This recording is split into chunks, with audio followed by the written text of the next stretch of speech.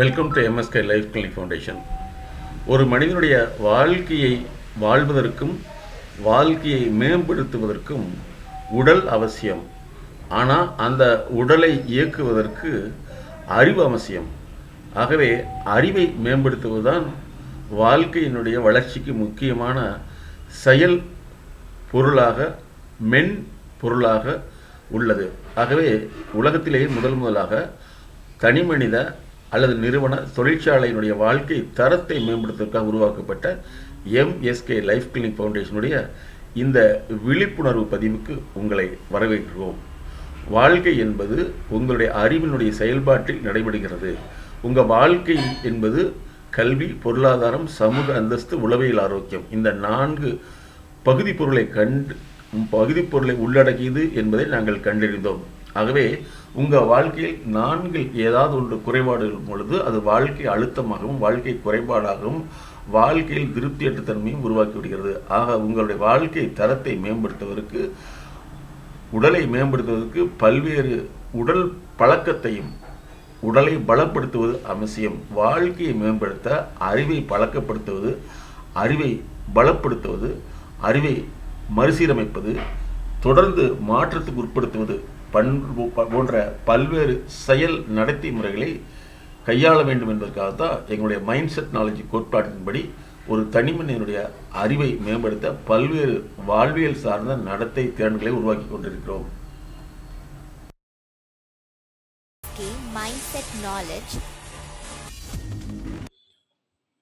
நம்ம உடலை பலப்படுத்துறதுக்கு எக்ஸசைஸ் இருக்கு. வாழ்க்கையை பலப்படுத்துறதுக்கு தான் வாழ்க்கை சூழலை நம்ம நிர்பந்தப்படுத்தி நம்ம போய் அதில் சிக்கி நம்மளை டெவலப் பண்ணிக்கணும். அதாவது மிலிட்ரியில் முக்கியமான விஷயம் என்னென்னா, ஏசி ரூமில் ட்ரைனிங் கொடுப்பாங்க, அப்படி தானே சார்? அப்போ மிலிட்ரியில் ட்ரைனிங் கொடுக்கறது ஏசி ரூமில் அல்ல. என்னது? கரடு முரடு, கல், பாறை,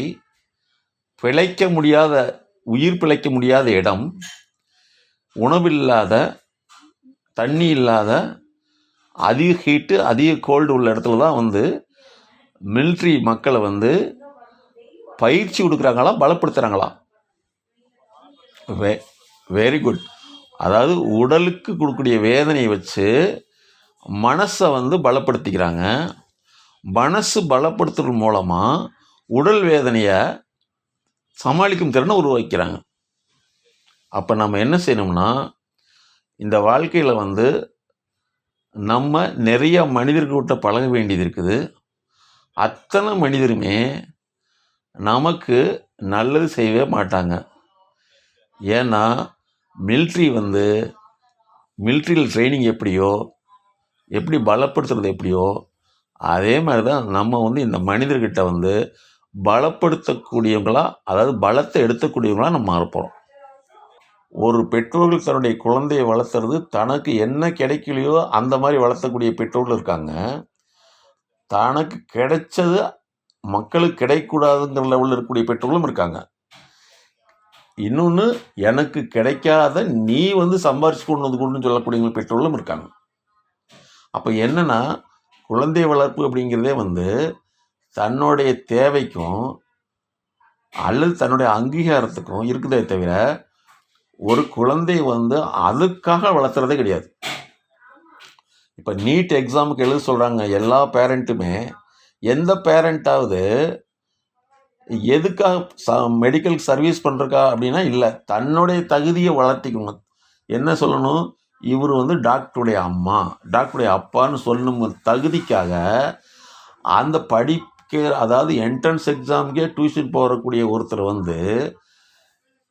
எம்பிபிஎஸ் படிக்க சொன்னால் அவர் எப்படி என்ட்ரன்ஸ்க்கே டியூஷன் போய் படிக்கிறாரு? எம்பிபிஎஸ் எப்படி படிப்பாருங்கிற விஷயமே நமக்கு மக்களுக்கு தெரியல, பார்த்தீங்களா? அதனால் இதுதான் மக்களுடைய இயல்பு. அதனால் நீங்கள் என்ன செய்யணும்னா, எதிர்வினையை தாங்கும் திறனை தான் எங்களுடைய எம்எஸ்கே லைஃப் கிளினிக் ஃபவுண்டேஷன் மூலமாக நீங்கள் பலப்படுத்திக்கிறீங்க. ஒரு நாளைக்கு உங்களுக்கு நிறைய எதிர்வினை வரணும். அந்த எதிர்வினையை எப்படி கையாளணும்னு கேட்டிங்கன்னா, நாங்கள் சொல்கிற மாதிரி அதை ஹேண்டில் பண்ணிங்கன்னா உங்களுக்கு ஆட்டோமேட்டிக்காக வந்து உங்களுக்கு உங்களை வந்து எந்த வகையில் வந்து யார் வந்து வார்த்தை ரீதியான தாக்குதல், உணர்ச்சி ரீதியான தாக்குதல், நடத்தை ரீதியான தாக்குதல், அதே போல் வியாபார ரீதியான தாக்குதல், இந்த மாதிரி எதை பண்ணனாலும் அதை வந்து கையாளக்கூடிய திறமையை நம்ம உருவாக்க முடியும். அது எதிர்வினை வந்து மக்கள் மூலமாக இருக்கலாம், குடும்பத்தின் மூலமாக இருக்கலாம், உறவுகள் மூலமாக இருக்கலாம், கஸ்டமர் மூலமாக இருக்கலாம்.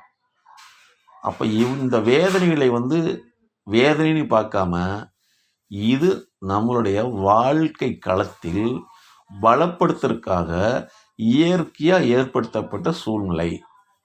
அந்த சூழ்நிலையை நம்ம கையாளணும். அதாவது வெயில், மழை, காற்று, பனி, புயல், இது இயற்கை சூழல். இதை கையாளுவதற்கு தான் நமக்கு வந்து நிறைய நம்மளை வந்து உடைகளாலும் செயல்களாலும் நம்மளுடைய உடலை பாதுகாக்கிறதுக்கு நிறைய வேலைகள் நம்ம செய்ய வேண்டியது இருக்குது. அதே மாதிரி தான் வாழ்க்கையும். அதாவது வாழ்க்கைங்க ஒன்றும் இல்லை, உங்கள் மனசு தான் உங்கள் வாழ்க்கை. இன்னும் சொல்லப்போனால் நாங்கள் மனசுன்னு சொல்கிறதில்ல, உங்களுடைய அறிவு தான் வாழ்க்கை. உங்களுடைய அறிவை மக்கள்கிட்ட எவ்வாறு செலுத்தணும், அவங்க கொடுக்கக்கூடிய தவறான அறிவை எவ்வாறு நம்ம பேலன்ஸ் பண்ணி நம்மளுடைய அறிவை வந்து மேம்படுத்தணும், இதுதான் முக்கியமான விஷயம். மக்கள் வந்து ஒன்று கிடைக்கிறப்ப அந்த அந்த அந்த சூழ்நிலையை வந்து என்ஜாய் பண்ணுவாங்களே தவிர அதை விட்டு போட்டு கீழே இருக்கிற நிலைக்கு செய்ய மாட்டாங்க.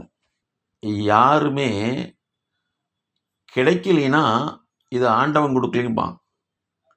கிடைச்ச பின்னாடி நான் கடினமான உழைப்பில் தான் கிடைச்சுன்னு சொல்லுவான். அதே மாதிரி வந்து கீழ்நிலையில் இருந்ததை கீழ்நிலையிலேயே இருக்கக்கூடாது, நான் மேலே வந்துக்கு தான் படித்தனே தவிர கீழே நான் போக மாட்டேன்னு சொல்லக்கூடியவங்க தான் நிறைய பேர் இருப்பாங்க. அதனால தான் வந்து ஆரம்பத்தில் ஒருத்தர் வந்து குழந்தையே பெற்றுக்காதுக்கு முன்னாடி சொல்லுவார், நான் குழந்தைய இப்படி தான் வளர்த்தவன்னு சொல்லி. ஆனால் குழந்தை பெற்ற முன்னாடி தான் அவர் குழந்தைய எப்படி வளர்த்துறாருன்னு அவருக்கு தெரியும். அப்போ நடக்காத ஒன்றை வந்து கற்பனையாக சொல்கிறது ஏற்றுக்கூடாது. அப்படி தான் வந்து நிறைய பேர் வந்து நான் படித்தா அப்படி பண்ணு இப்படி பண்ணுன்னு சொல்லி போட்டு எப்படியும் பண்ண மாட்டாங்க, அவங்க வாழ்க்கையை வாழுவாங்க. MSK Life Clinic Foundation